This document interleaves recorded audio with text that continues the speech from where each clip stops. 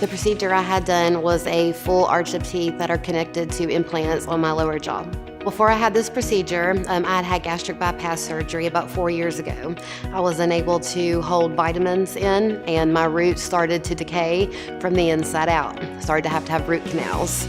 So after having so many, we looked into just going ahead and having this done.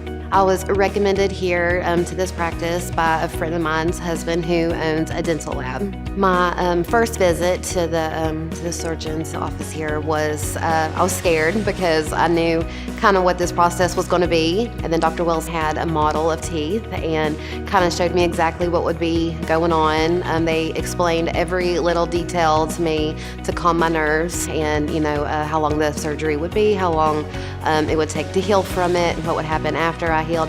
Pretty much every question that I had. It's a very serious surgery to have, so after the first appointment I had, I already had my mind made up that I was going to have it, and that was the place I was going to have it at. There was no doubt in my mind to come to an oral surgeon for further experience, of course, but through personal recommendations, this specific oral surgeon's office is very well known to be wonderful.